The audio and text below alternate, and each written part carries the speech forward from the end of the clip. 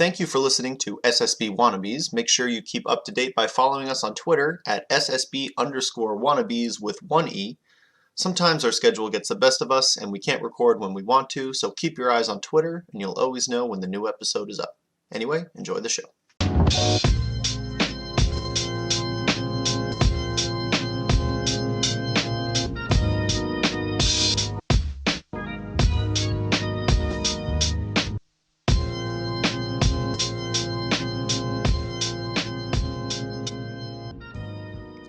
All right, so tonight we are blessed with two of the best people I can imagine for a round table discussion of any particular tournament, let alone a tri-state invitational. We have DarkGenex and Stoc Money. Who wants to say hi first? This is going to set the tone. How you doing? It's DarkGenex. Nice. And it's Stoc Money. Thanks for having me, of course. Yeah, Thanks for having me as well. And we also have Will. What's up? As always. What's up, everyone? And today we're talking Brooklyn Kumite 2. So I think we're just going to jump right into it. We have 8 amazing players. Let's just list them off really, really quick, and then we'll go back and we'll deep dive this shit. Sounds good. It'll So the 8 players are myself, Dr. Lobster, Tiramisu, Fliinchy, Young, Qerb. Next time. Qerb, Jmook, and Delgato. Yeah. Yeah. So And for those that aren't aware, this invitation will take place on June 30th, this upcoming Sunday, in my apartment, and trophy's gonna be a fake plant, and so the format of the tournament is gonna be an 8-man, so everyone plays everyone, 8-man best of 5 round robin into a bracket where, based on the round robin results, 4 are in winners and 4 are in losers, and then we play it out from there. I'm so excited. The last one ran with that format too, and it was pretty interesting because there were a lot of rematches and a ton of good melee all day. Yeah, and the best of 5s is just like it from a player's perspective. It's just the best. Like I get to play. Well, I'm not playing, but if I were to be playing, I'd be so excited. Just all the good players are going to be like, okay, I get a best of 5 real set with everyone else. That's best case scenario. I mean, we're not going to be able to record everything, sadly, but everything should be recorded. Wait, We're gonna really? be running Slippy, and then we'll have my recording set up on the side. Oh, praise the Lord. Oh my God. Yeah, we're all getting homework. I mean, all of these players, they're going to be looking to make waves this summer at any major. All of them will probably be at Shine. So we'll all have homework to do after the event for sure. It's like a day-long melee incubator. Just good Pretty melee much. all day. It's pretty much just an incubator for sure. We'll have hot people like Panos, JD, probably Ipengu, Jesse Hertz, aka Hector Hertz. Oh wow, Hector Hertz Vino. out of retirement. Yeah. Love to see that. Vino, Tadpole will be there, all on the mic, and I know Doc Lob and some other players are looking to be on the mic too. So it's gonna be a fun, tight squeeze in a New York Brooklyn apartment. Yeah, man. And I want to see what you could do, Will. And I don't want to dwell on it too much, but home field advantage, Yeah, I'll be in my PJs for sure. Definitely set off Smuckers last time. So That's true. I did get my Smuckers win at this last event. I'm looking really forward to it. A lot of these players I actually haven't been able to play for a while. Obviously, I play Joe Young a lot, my roommate. He also lives here, so he'll be in his PJs. Not matching though, because he doesn't like to match with me, unfortunately. But yeah, I haven't played Doc Lob in a year. I recently played Haas, so Haas is up 2-1 against me. Tiramisu, I just have done a few money matches at Genesis. Fliinchy, I play actually frequently, and then the rest like Qerb, Jmook. I haven't played these guys like in over a year, like in tournament or ever. I've never met actually Doc Lob or Jmook in tournament ever. Yeah, so that's not a lot of people, in this list have, which I think is a cool thing when we do talk about Jmook and some of these other players. There's a lot of variance. So yeah, I mean that's sort of the point of this whole event is it gives a lot of those like these players in this like sort of like mid-high level bracket where they're like well known within region, maybe not as well like nationally, but like to sort of put them against the grinder to like play, players that they haven't been able to play in bracket just because of like, they'll run into like the like Sloxes and Lints and Haxes of the bracket, by the time they get out of pools. But yeah, so I'm looking forward to it. I think it really reflects well on my matchup spread. I mean, Marth is probably my most practiced. After that, probably I changed it to Falco, and then,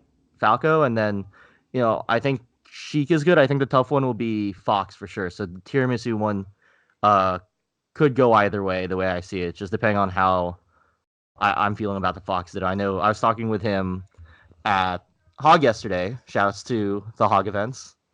Um, and so we both feel a little nervous about the Fox there, so that will be interesting. Well, how's your Game and Watch experience? Is what I need to know. I've lost my money matches against Qerb. The last one was sadly the last Apollo, and I think I lost game 5 to him. I think Qerb is one of the most exciting, and not to get away from Will too much. Let's jump to Qerb. But Qerb is such a funny like addition to this because I think when you think of a national sort of like the Reddit kid perspective, which in a weird, ironic way, every player is kind of fighting for the attention of these people. But realistically, it's if you've never heard of Fliinchy before, and then Fliinchy beats Qerb 3-1, all of a sudden everyone knows Qerb's skill and what it takes to beat a player like him. So it gives that respect to these players. So it's funny how it's Qerb. It's funny how he's Game and Watch, all these things. But I think it's important to always have one player like that to kind of give perspective on how good these people really are. Not to take away from the brand name of Qerb, but also it's like this year, it's like looking pretty likely that he'll be a top 100 player. Like he has a bunch of like really like crazy wins, like Ryan Ford, 42nd, HT, Kublime, Vortex, Cobb, etc. He's been pretty much beating top 100 players at every national he's been to, and like the Reddit kids knew him as like the Game and Watch guy, but now a lot of people are knowing him as the Game and Watch guy who's a top 100 player. Right. And any of these guys taking a set off Qerb, it's going to look really, really good. Yeah. And it's going to be good melee. I mean, I think a lot of these people are in a grind zone.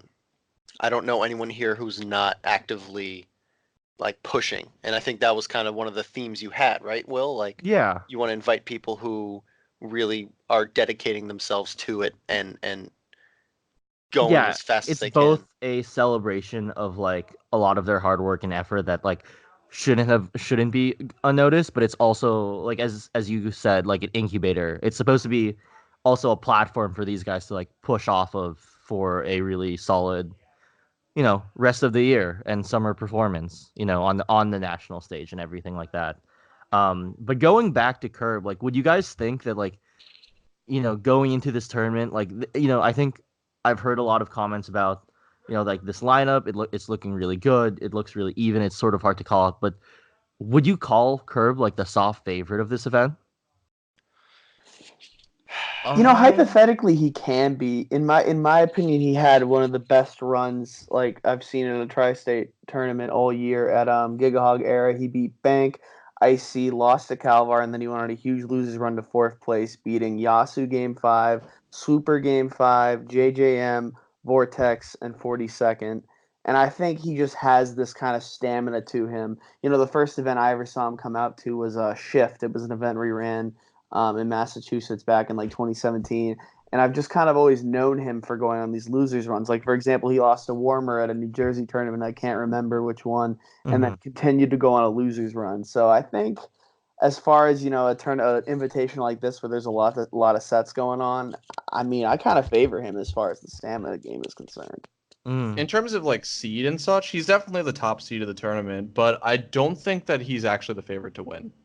That's interesting. He has been somewhat shaky against Sheik. Like, he's mentioned it a few times. I know that he's dropped a set to Rosin at Gang. And he's been practicing, like, I don't know if he does it too much anymore, but he has been practicing Falco for what he considers problem matchups. And by problem matchups, it's Sheik. Though he did beat H2 at Pound with a very interesting down tilt 9 to close out game 2. Yeah, that But- was ridiculous. I remember he tweeted about that.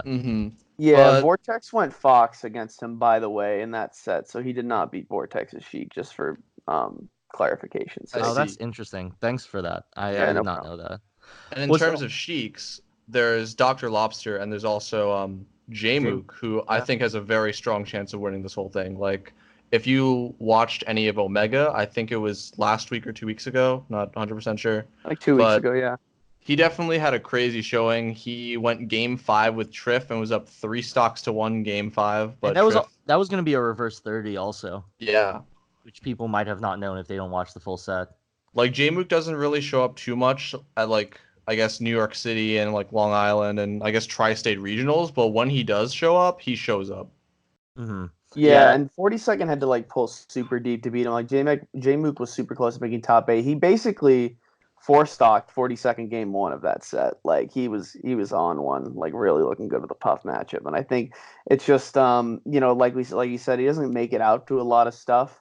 So he clearly has the talent. I think for him it's more so proving the stamina. So I think it's like an interesting kind of parallel between him and Qerb.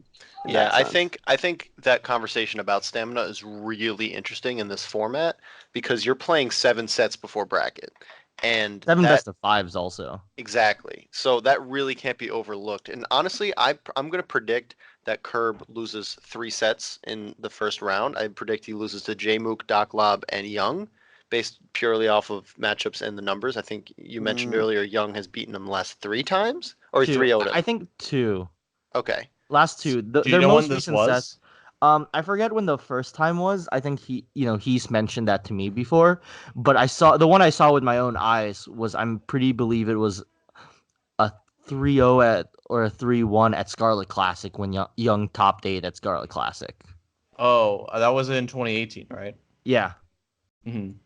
Yeah. So, I think yeah, that was I think Oh, that's sorry, really continue. important. No, I just think Qerb in bracket is going to be a completely different story, and depending on how the brackets line up, I could see him in grand finals definitely. But I like what DarkGenex said. Like, if you look at the seeding and the favorites, it's such a strange. Like, it's so close that even though you kind of have to give him top seed here, I mean, there's there's not a really no seeding because we just do a round robin to decide. I guess it's like, yeah, like seeding in terms of like what you think. You know what I mean? Like, Yeah.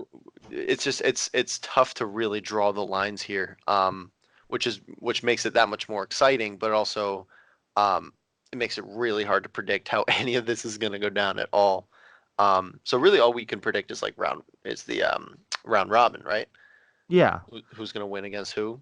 And speaking of, just to kind of broaden it a little bit, I want to go around and ask you guys what your most anticipated matchup is. What are you most excited to see? So we'll start with Stoc. What matchup are you most excited to watch? Oh, easily Tiramisu Qerb. I think Tiramisu Qerb is easily the most interesting one because Qerb beats these foxes that are perceived to be so much better than him in a matchup that is already so heavily favored against Game & Watch, right? But he consistently puts himself up to the plate. But Tiramisu actually has Glock and My Toyota experience, who I would say is probably the next best Game & Watch in the Northeast, being ranked in New Hampshire.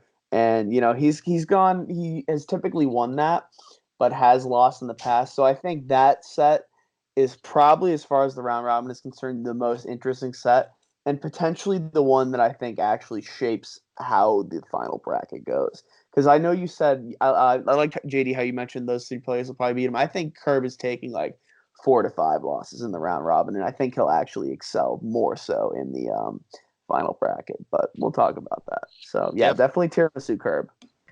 Cool. DarkGenex, what do you think?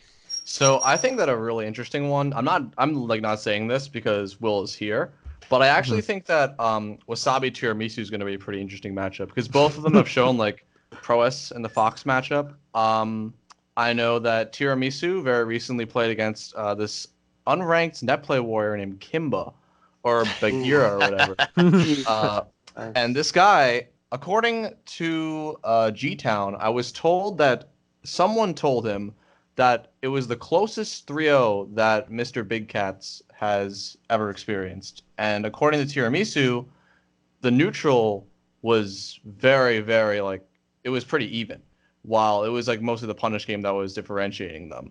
And I know that both Will and Tiramisu, I guess, they both know what to do. They both have a lot of experience in the Fox matchup, and Fox Sodas are pretty, they're frantic. They can be crazy. And both of them have, like, I actually have not seen too much of Tiramisu play, but I think it'll be a good match to watch. Dope. I Oh, could go either way. and for those that don't know, Kimba is I don't know if we're allowed to say it like online, but Oh like my it's God. Kimba is really an really unranked good. net play warrior. Who's no, very I'm good. just gonna say it. I'm gonna No, kill the Will. meme. You He's are Crush. I hate you guys so Yeah. He who shall not be named.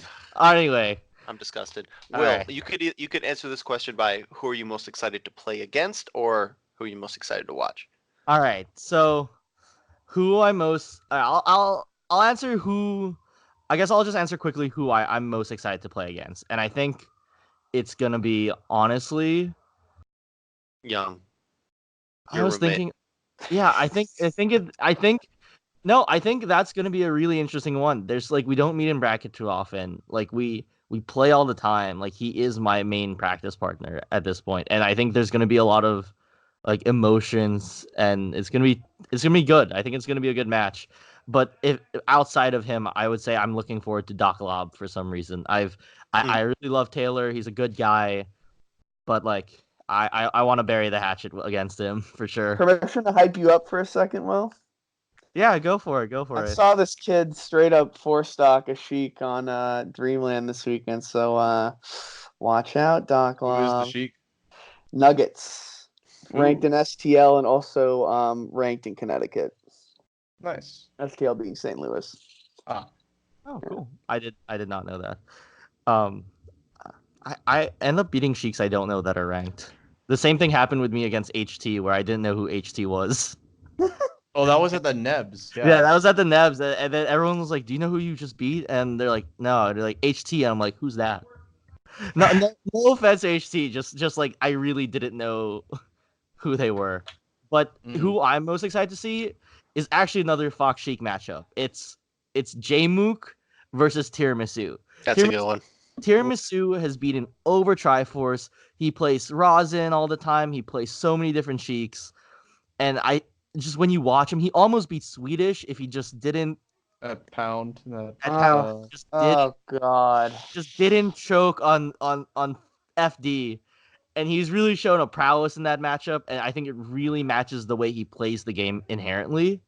And so I'd love to see him go against this really new age Sheik. Like Jmook is a player that I really respect because he just doesn't do any lazy options. He doesn't play like any other Sheik.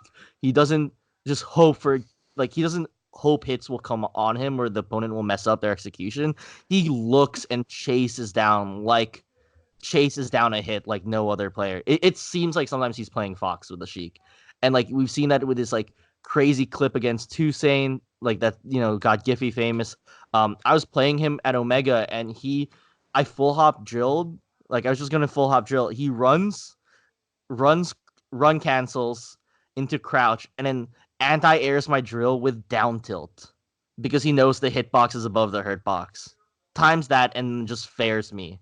Like that sort of execution and like game knowledge is something that you can't like sleep on. And so I'm really excited to see Tiramisu versus Jmook. I agree. I also feel like I'm gonna just give Tiramisu the roundabout 4 for 4 because I want to see him versus Haas Delgato so badly. Because Haas is one of these players where you kind of don't know what you're getting until the day of.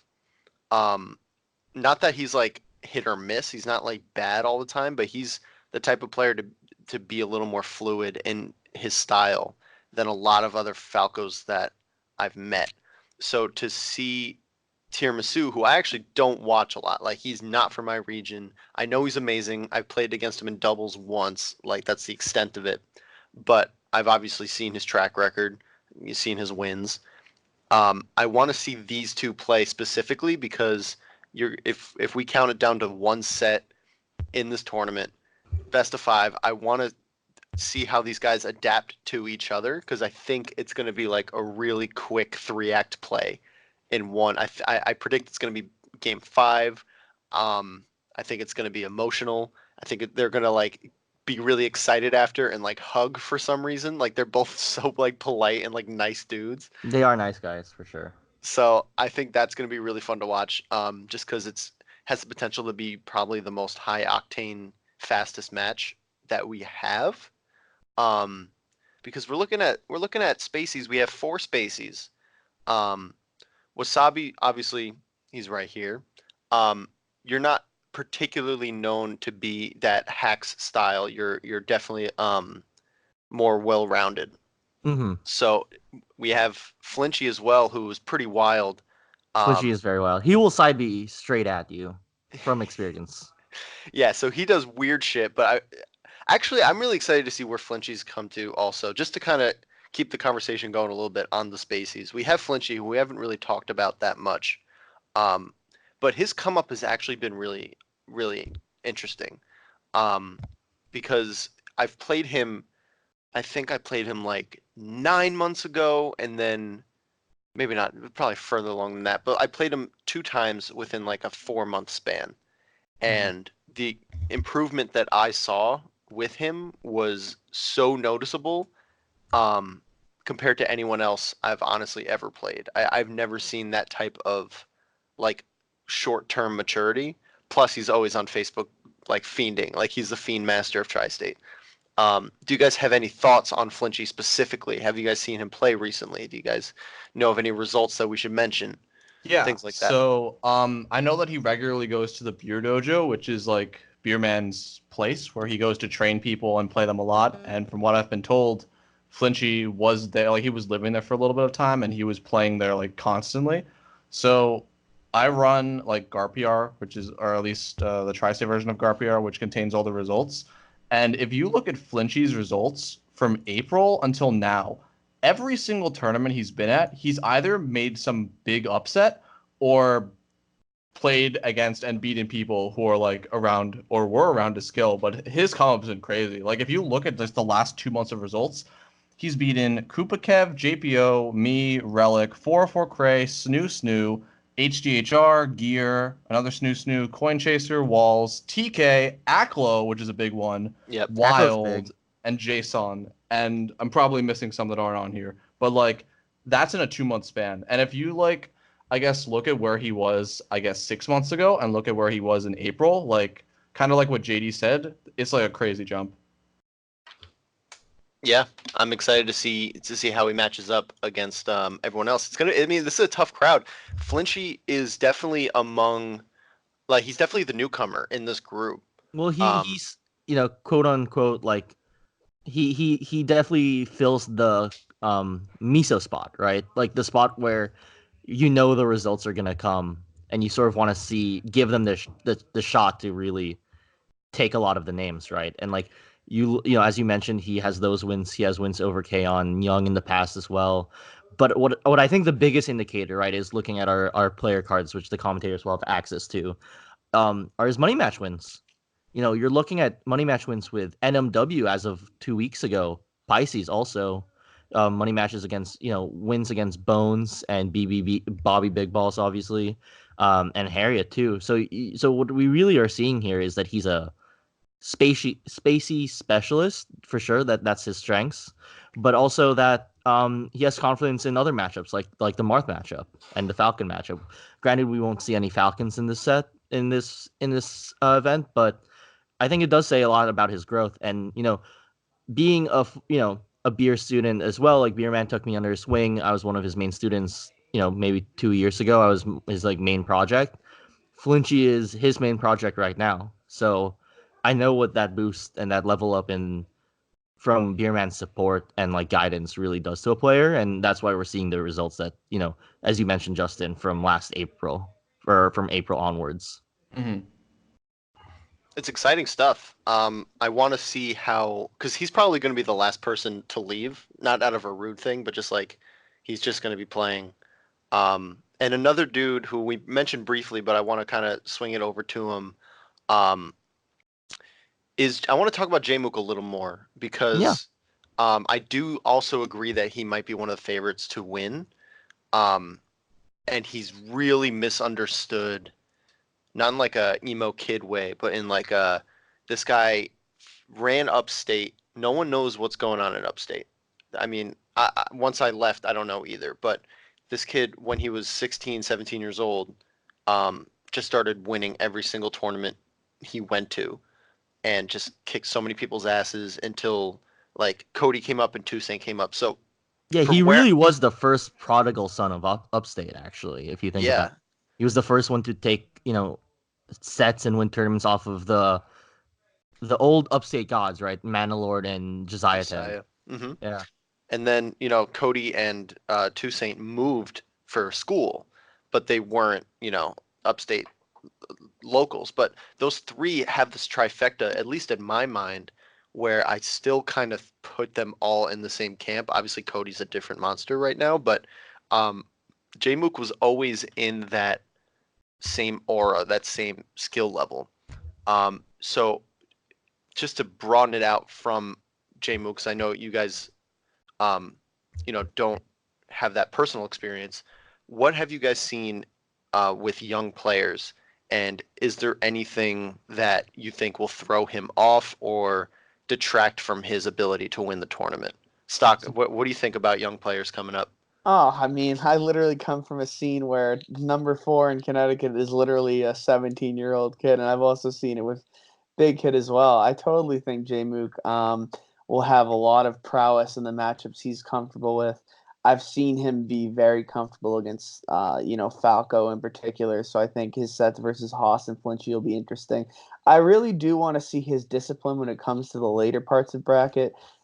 Taylor, Doc Lobster can be kind of a chain grabber, so that could throw him off. I'm not too sure about Jmook and the Sheik Ditto, but it's really just interesting to see him kind of come up as like, you'd see DJ and Moon come to these like upstate events and farm, and then you'd see in third place this kid Jmook, and you're like, who in the world is this? And now, one of his biggest wins is the Moon, which quite frankly kind of worked his ass. So I mean, I think Oh, young play- that match was a cooking for sure. yeah, 3-0, I think. So good.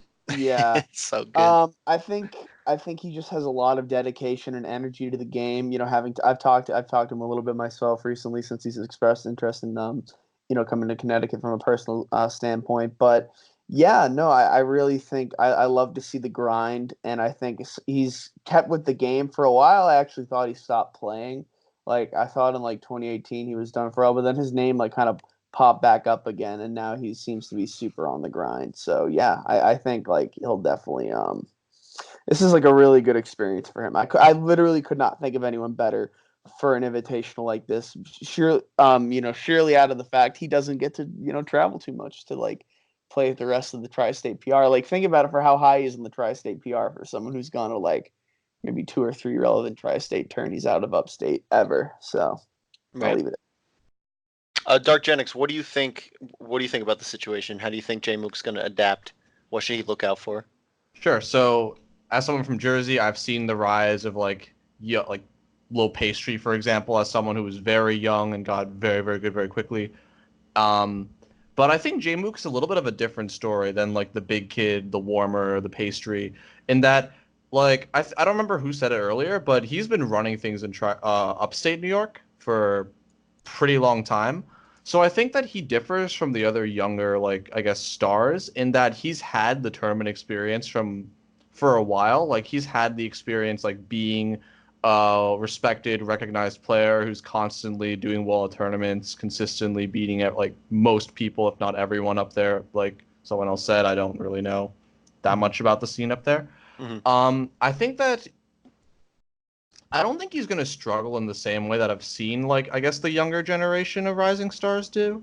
Because I know that when he does travel, he tends to do pretty well.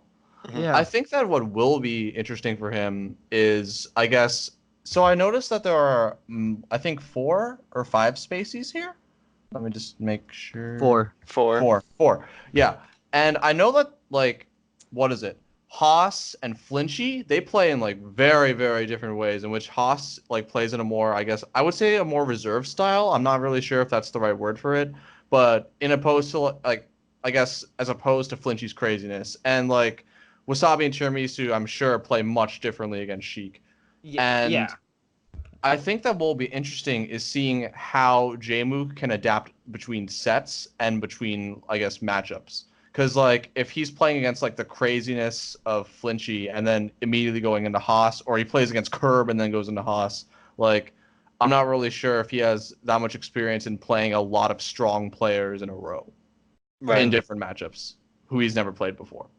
Right. Or And played rarely. in Upstate, it's really more of a battle of okay, who in the top 4 am I looking out for? Or if it's a regional, like top 8s get really scary. Yeah. And this is definitely a way different environment. Wasabi, are you excited to play Jmook? Dude, I'm so excited. I kind of want to.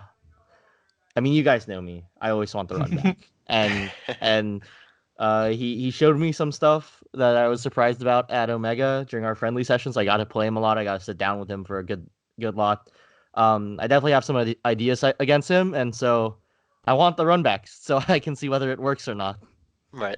No, I always needed to play Jmook. We actually had a pretty back and forth thing, but he was also like I had 2 years experience on him or something stupid, and then he caught up and look at him One thing now. I do want to mention about Jmook to sort of close it out is that he does have this air of, like we mentioned a lot of these young up and coming players, and now Jmook right is like in his first year of college, maybe I think second. he just graduated high school. Yeah, so he's definitely in his That's what first I year. thought. Yeah. Yeah, I think he's a first year now, but unlike Big Kid or Warmer or Lil Pastry and stuff like that, he has this air of a veteran player.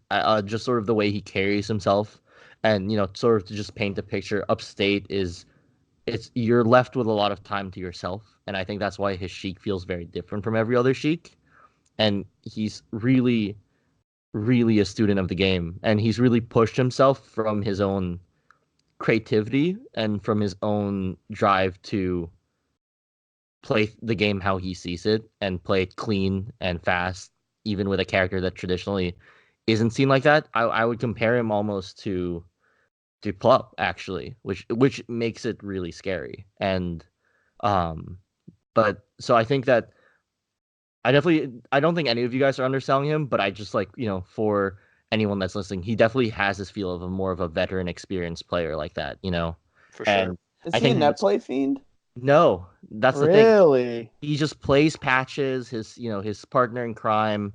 They grind the matchups out. I don't think I don't really just see him on net play too much. And He does like the old school tactics of getting better, like Hell straight yeah. up grind. it's a just lot of video tech skill. analysis. It's a lot of how do you see the game?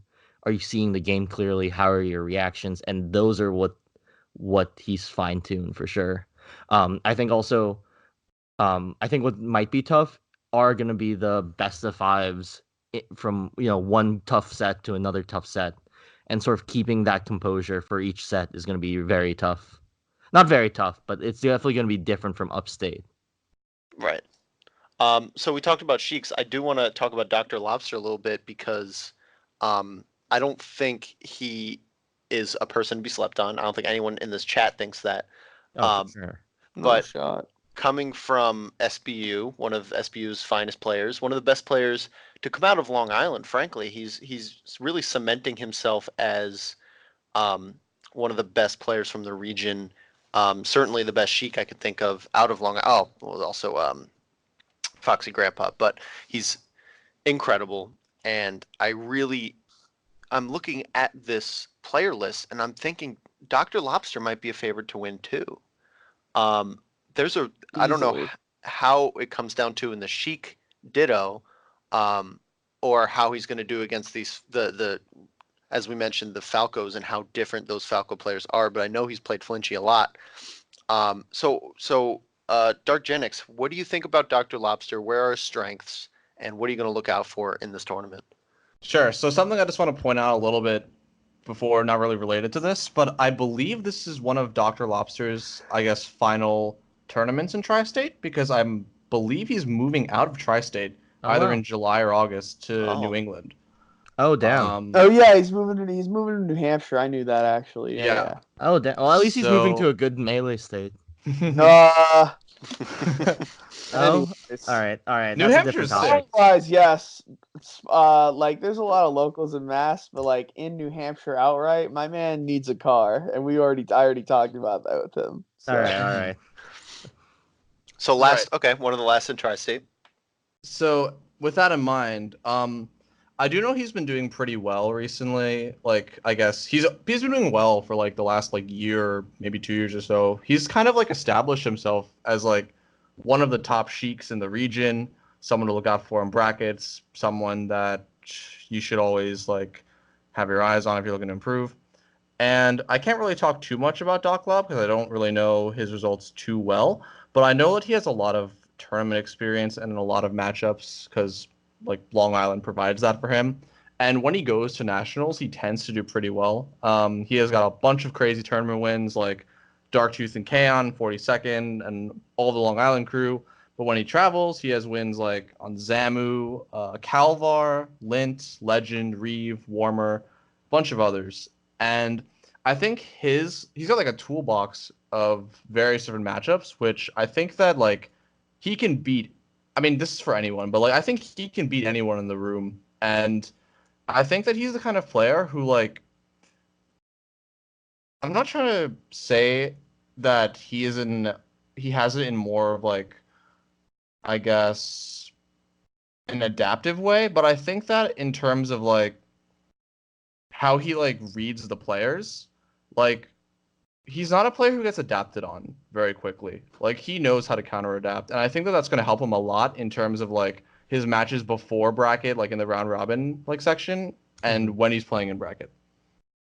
Sweet. Stoc, do you have any thoughts to add? Oh, and DarkGenex, I think I've like consistently thought Long Island was always slept, particularly like Doc Lob and 42nd as always being like a very slept on player. I've literally watched this guy just like do some of the craziest stuff ever, like forward till like tech chase read and then get like crazy dynasties. I remember when he played Reeve, that was at Smash and Splash recently, right? Like someone was asking me, I think on another show, like, oh, what do you think about that? And I was like, I think he has that easily. And like I always favor Taylor against a lot of very good players because I think he has a very clean chic and has a very less, I guess, generic style. People kind of chide Cheeks for being, copies of other Cheeks. I think he's an amalgamation of all of them, but also has his own unique touch. And I'm really excited to see how he'll do, particularly against like the spacey crowd. But I mean, the thing with Long Island is he's up the top of a region that like is pretty much all space animals, right? Other than him, and like you have your Marfs and the occasional Falcon. So I'm super excited to see how he'll do. I think my biggest question mark is him in the Sheik Ditto. I don't see him too often in, as I mentioned earlier, and also against Qerb. But I really think Doc Lob is gonna do fire.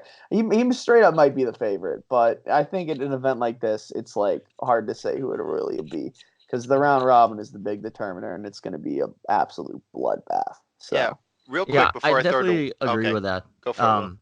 Oh yeah, thanks, JD. No, I was go for it.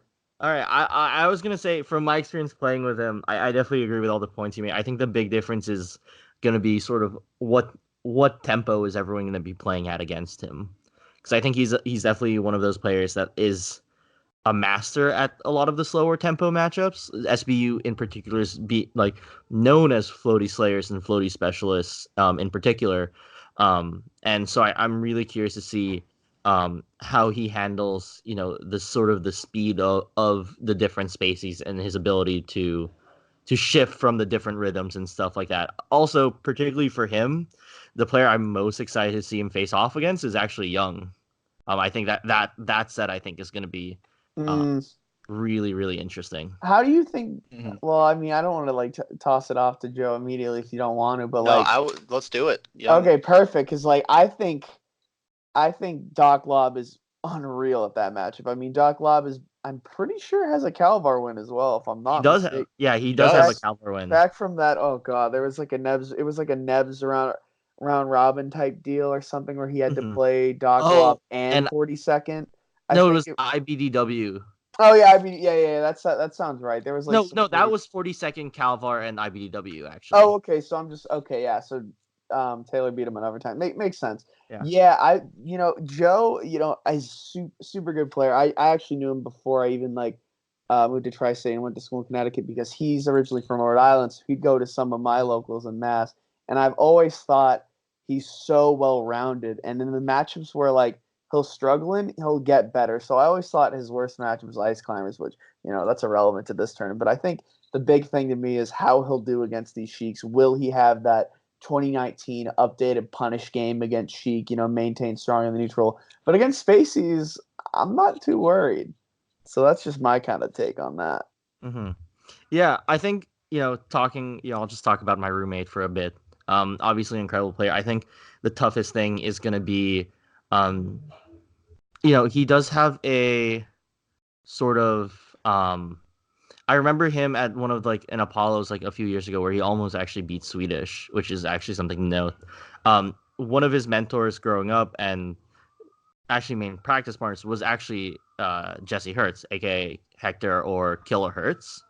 Mm-hmm. And I think he is very good at that matchup. I just don't know how well practiced he is at the moment for it, just because New York is in the middle of a Sheik drought, at least New York City. What I think going into the tournament is he's definitely looking at the spread. I think he's the player that can ride the momentum the most and get affected by it the most. I think really his ability to just sort of on the day how he's playing and how he's feeling mentally is gonna really shake up the bracket. If he starts getting annoyed and and in his own head, you can see him sort of get a little bit nervous or so. But if he sort of is playing at that player, let's not forget he is the most veteran, one of the most veteran players, playing for 8 years. Maybe only Qerb would outrank him in that sense. But if he is feeling himself, then I think he's a different beast, and I think he could really shake things up. Yeah, I totally agree. It's going to be interesting to see. One thing we haven't talked about is what you said is the momentum, but I think that depending on how the round robin brackets or how the matches line up in terms of order, I think that's going to be a really, really interesting concept that we're going to have to talk about in the post show, because if you have the chance to warm up against your favorite matchups and then you get to go into the Sheiks, or if you get certain things in a row, I'm sure if you get both Sheiks back to back, it's going to help you out. Yeah, obviously there's so many possibilities that I don't even want to touch it too much, but it's just something to look out for. You actually, before we start talking about more players, if I just digress a little bit, you brought up a really interesting point about this format. And it's about what order do you play these guys in, right? And that really does matter in this sort of event. It's very free form where you can just sort of call the matches you want. If you want a certain match on stream, we'll get it on there probably. But we also have some people are fine with waiting, some people don't want to wait, and you can really control the tempo of how you finish your sets up and how you finish the round robin up, which is actually really nice. But it does make a big difference. And from personal example, I beat Smuckers 3-1 at the last Kumite. He was also the last Falcon I played. I played Panos, Jojo, and Miso all before Smuckers. You And had I was 4 Falcons? We had 4 Falcons last time. Oh my god. I had a week to plan it, okay? That's sick. I guess from a quick thing though, from a TO standpoint though, I know you and I talked about kind of the format of it. So for this go around, are you running the round robin on Chalones or something, so there's a set format, or are you gonna have it on paper and call it out like that as far as who plays who? Because that is a huge determinative factor in anything, but an invitational, you arguably can have control over that. But I guess from an integrity standpoint from your end, how are you gonna do it? Yeah. I think we're gonna run it very similar to last time. I think we ran it on Challenger Smash GG. Jib sort of set it up because I don't know those programs that well. But after that, it was very independent, self-reported. You see someone's free, you feel like playing them, you'll be like, hey, let's play, you want to play. And people have the choice of being like, yeah, I want it like 5 minutes, after like a tough set or something. Like you can just say like, yeah, I'm going to take a little, step out and stuff. Or you can just play it straight if you want to, right? Like someone like Fuego or like, Wild, he just like went one match to the next to the next to the next, and that's why he actually came out on winner's side of the bracket as the fourth seed, because he is a very momentum based player, and he sort of got into his groove, right? So it's really dependent on sort of what the player wants to do. I mean, and I want your thoughts on it, obviously, as one of the best TOs in the East Coast. Sorry about like just the format of like invitationals or like the round robins or like what do you mean? I mean, you were just saying that there are two versions. So like, do you think that I mean, No, sort of no, like yeah. I that's mean, how it's structured. yeah, no, I like doing it like through like one of the programs, because that's the whole reason the programs exist. Like I've always thought for smaller brackets, I prefer Challenge for the way it sets them up, Mhm. especially in the round robin format. I am kind of a critic of the round robin format in certain ways. Yeah, But an and we've certainly had invitational, our conversations about I that. think, yeah, I think it's always perfect for this kind of thing. The biggest thing to me with round robins is not how they actually operate like in the actual sense, because I'm not worried. Like I know you have the setups for it. What I always worry about is how people get seeded out from it, and so it avoids rematches and winners as soon as possible, and tries to avoid them in losers. But I mean, by nature of the game, there's 8 players. You're gonna rematch. I'm saying like as far as rematching like someone you like just played at the end of the pool, but having seen how it went last time, I think you guys kind of have it down to a science. So I'm not too worried about that. It was just something I was rather curious about. That's So. fair. That's fair. I mean, every match into bracket will be a rematch because everyone has played each other. But I get what you're saying about like the sort of the like if you just played them, right? Like for example, Panos and Smuckers they were they were the final match in the round robin pools, and that was going to decide who was first and second seed, because they both had a if Smokers won, then Smokers, they both would have a 7-1 record or a 6-1 record, with Smokers winning the head to head. Okay. Yeah. Cool.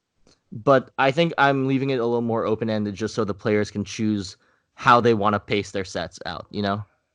I actually really like that as like a stylistic approach to it. Just a little spin, because everyone's still gonna have to play the same sets, so you're not making any drastic, huge differences. But I think the tone of kind of choosing your fights and being able to call people out like, "Hey, we haven't played yet." That's a very different and kind of interesting take on the round robin format. I'm actually a big fan of that approach. Mhm. But I'm also not playing in it, so I mean, I also don't know if anyone here has the capacity to um not capacity, but the lack of morality to exploit it. I don't think it's going to be a problem. Like, I don't think there's going to be some person like stalking around waiting to see if someone's like has greasy food on their fingers to call them out. Like, Oh man. there's not going to be any like whack shit like that. Yeah, So for sure. it's definitely a safe format. I do want to talk a little more about the last two players we haven't really gone into too much. So actually want to talk about Tiramisu a little bit more. So Stoc, I'm definitely going to throw it to you, Yeah. just since I believe you probably have the best, the best, He's your son.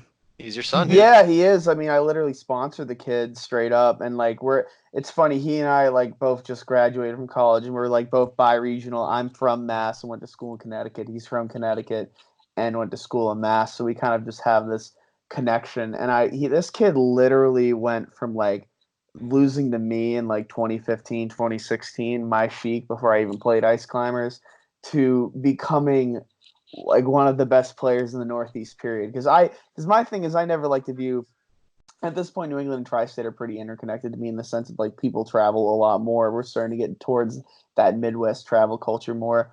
And Tiramisu is someone who really has always been very good about making it out to events. Like he'd make it out to Nebs back when Nebs was around. Always has traveled between Connecticut and Mass, and is someone who's always ready to help get better with newer players, veterans. He's down to play with everyone, and I think that's a huge asset to him because he's gained so much experience over a short period of time. And I know you were talking earlier about how Jmook does it old school. Tiramisu does it old school as well. He is very kind of anti-net play. He recently got it set up so he's like dabbling with it for fun, but he's always grinded with his crew from Brandeis. I think the name that maybe you three would recognize more is Tazio, as Yeah, the Tazio classic. has played in New York.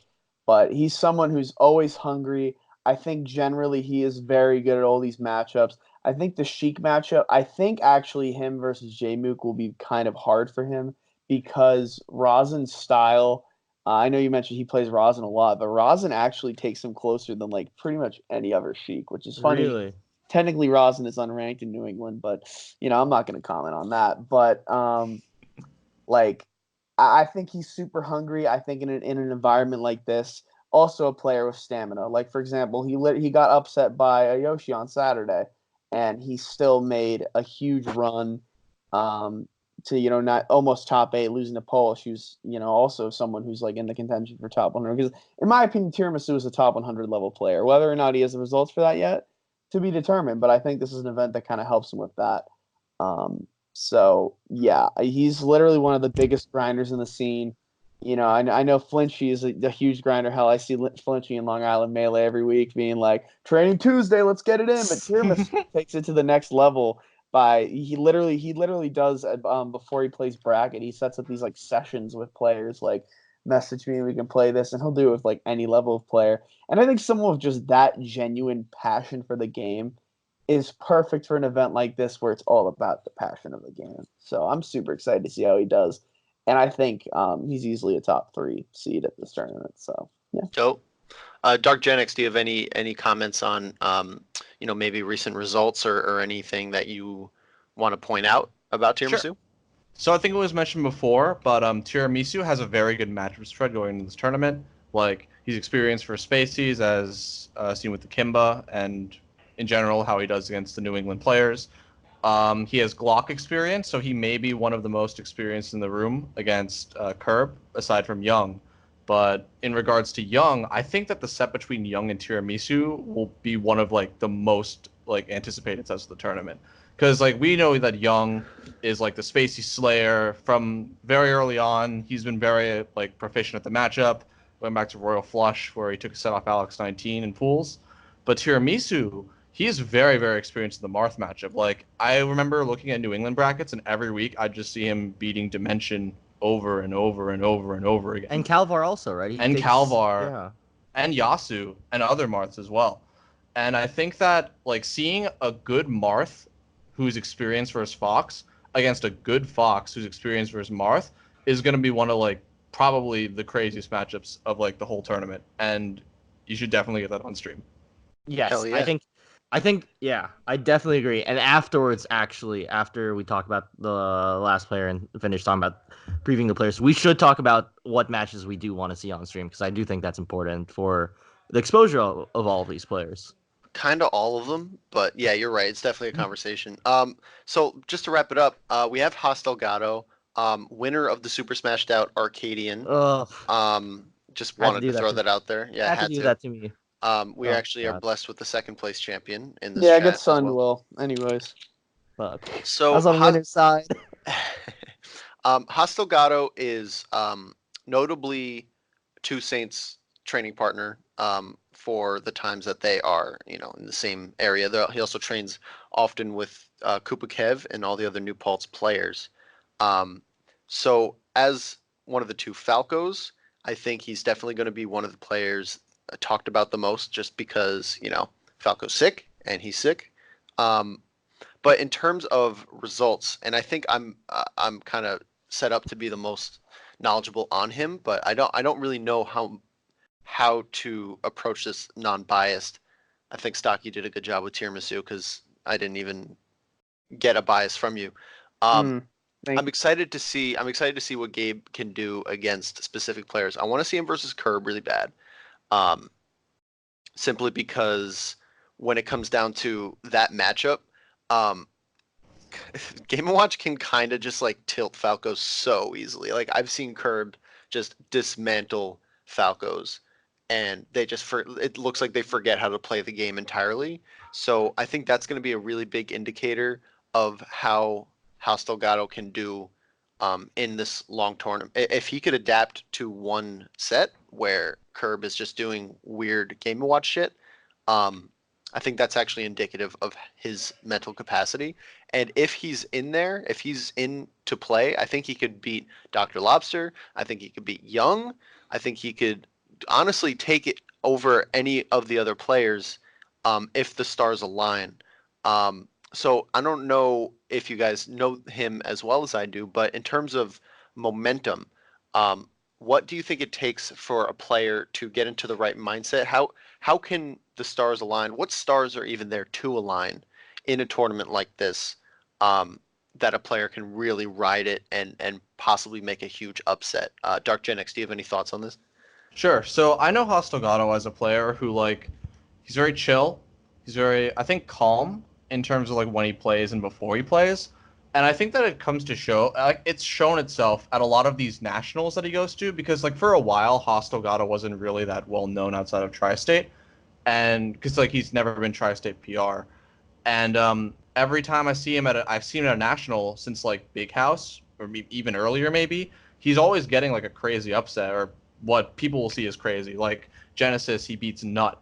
Like that's absolutely astounding. And I remember like speaking to Haas about it afterward, and he was just really chill about it. Like I don't know how long it was afterward, but he was just like very calm and relaxed, and he, I guess, felt on point in terms of like he knew what he was there to do, who he was there to play, and I guess what his goals were. And I think that like if he knows coming into this, I'm assuming that like all the players that he's playing against are strong. They can beat him, he can beat them.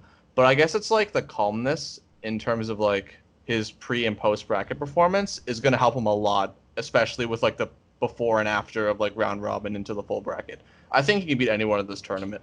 I actually think that him and Qerb is going to be really interesting, because I don't know how much experience Haas has with Qerb, or with Game & Watch, I guess, with Qerb since Tri-State.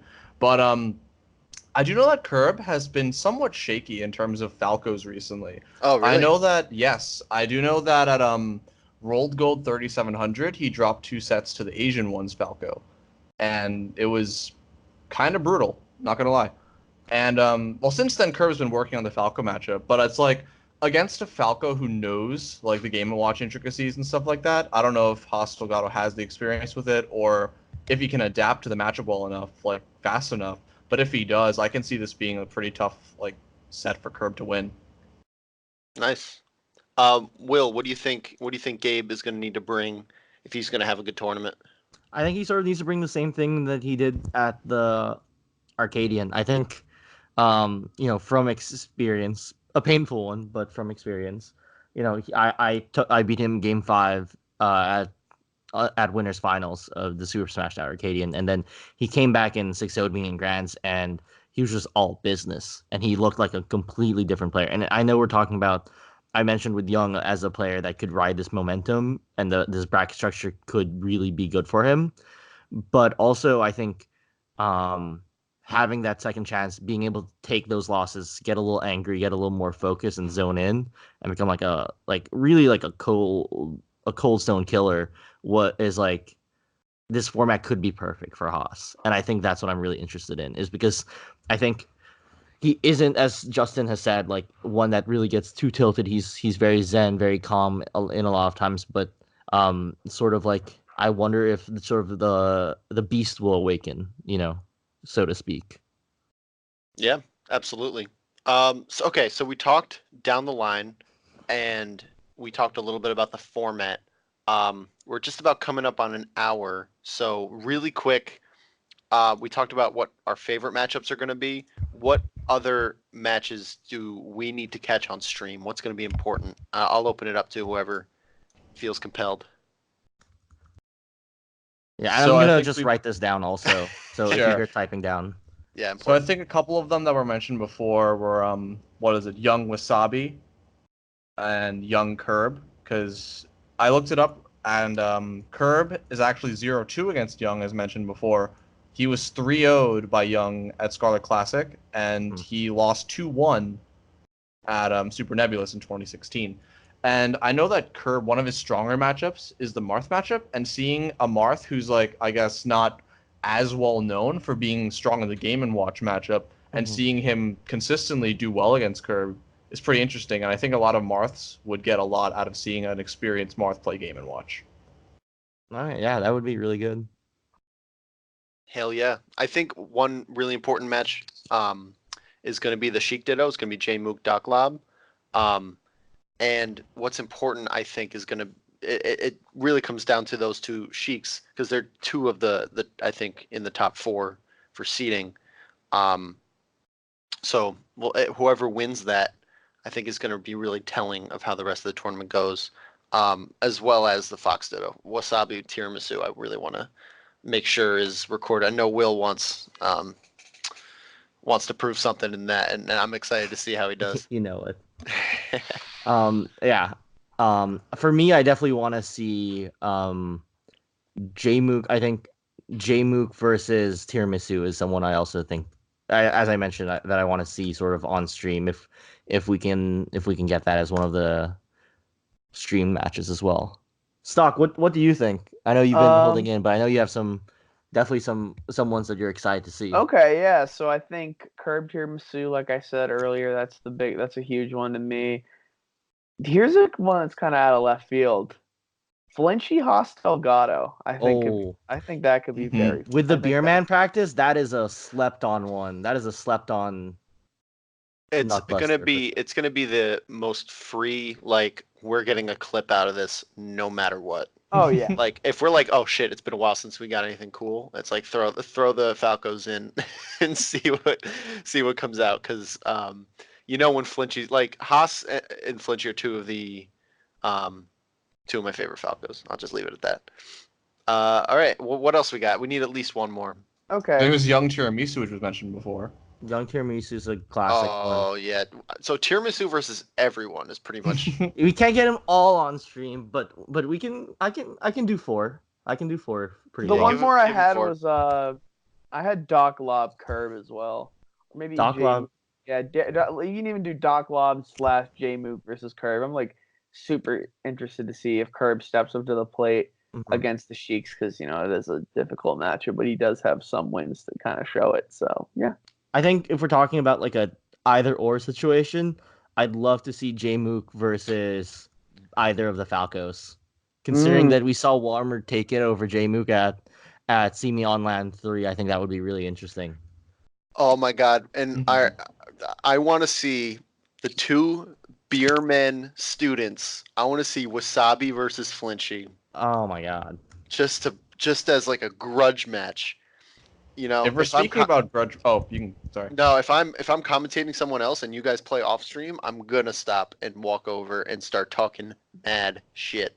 Damn. You have no idea. Yeah, and the players will hear the commentary unless they have their own audio gear. I hate that. Okay, whatever. You've seen my apartment. It's New York. It's true. Okay. Yeah. If we're speaking about grudge matches and no one's gonna say it, I kind of want to see Wassabi versus Haas again. Oh yeah. Oh That's my true. god, Will. So many good Will matches here. Yeah, I don't think I can put everything on stream for me, but No, you're right, yeah, if you do, you're getting an earful from me, but Just Slippy it. Yeah. Or just do all the half matches of these will in be round recorded. robin and half of them from bracket. Yeah, we That's literally mentioned 12. Can we have 12 round robin matches? Is that even feasible? I think some will have to wait till bracket for sure. Okay. The one thing I do want to see is, who do I want to see? I mean, we've mentioned like all the players for sure. Yeah, I mean, 12 is a good number for sure. It's gonna be dope. It's gonna be sick. So that just about wraps it up. Final thoughts, predictions. Stoc, I'll start with you. Looking forward to anything? I'll do. Yeah, I'm super looking forward to this, and I'll predict my top 3 actually. Okay. I'm gonna go Jmook, Tiramisu, Qerb. That'll be my top 3. Dope. And Doc Lob 4. Just to make it top 4. Why not? It's a pretty good guess. I wish you did something a little weirder. Fair enough. DarkGenex, what's your top 3/4? Sure. So I think Jmook's going to take it. I think I mentioned my reasoning before. I think Qerb is going to get second. And then here's going to be a little bit weird, but I actually think that Wassabi is going to get third and Tiramisu is going to get fourth. Whoa. You're just trying to get Whoa. you're just trying to get invited to the next one. Shut up. Justin, you already, you have the auto invite. My hands work. Yeah. I'm gonna abstain from this. So JD, you should say yours. Okay, so my top 3, I'm gonna go Jmook, Tiramisu, and then Young. And that's a double Ooh. prediction that Tiramisu is going to beat Young, but Young's gonna beat a lot of other players. I think Qerb's gonna get 4th. Wow, think so that- no I think it's gonna be Qerb some- win on this. That's interesting. Well, I think it's just like he's so good, but you're going to be around him all day. Like you see, I'm going to get into a thing. Look, I'm super excited for this tournament. I cannot wait to be there and to commentate and to not have to play for 8 hours and just kind of just talk. And I really appreciate this talk. This was a great pre-show. We went Yeah. over pretty much everything. Did we leave anything out? I think we hit everything. Damn. I definitely think we hit everything. We hit format, we hit the players, their history. Did you hit 6 which matchups. channel it's going to be streamed on? I was gonna end with that actually. Nice. So you guys can find this. You can check all of this action out at twitch.tv/worldstar hitbox. Stream shoutouts to Jeremy for running it and Jeremy. anyone Oh and my Qerb for helping out. That's twitch.tv/worldstar hitbox. It's going to be on June 30th. We're probably going to start around 2 or 3. I'll make an announcement on the NYC SSBM Facebook group, and I'll make a post there. But yeah, let us know what matches like you guys are interested in, what you want to see. We'll try to fit in as much as we can. All of it's going to be recorded, as I said, but we probably won't be able to get everything on stream because then it's going to just run too slow. But I'm excited for this. It's going to be definitely, now that I've had like a month plus to plan this out, I think it really is going to be a super sick event. It's going to be amazing. Stoc, thank you so much for stopping by. Absolutely. Thank you both of you guys for, coming on for this pre-show. Will, I was going to do one at a time. Okay, sure. DarkGenex, thanks for coming. No problem. Thanks for having me. Thanks for having Stoc. You do a great thing with the podcast. Absolutely. Thank you. I think this is a little bit long awaited, but I do want to shout out Jojo for making our intro for our podcast also. We've had it for a while, but I just want to say thanks, Josh. Okay. Yeah. For some reason, I thought he was going to say something, but he's not. Yeah, me too. Not here. No. Oh, Thought God. Joe was just going to pop in. All right. That was a lot of fun. And see you guys soon, huh? Yeah, For sure. for sure. No doubt. Peace. See ya. Later,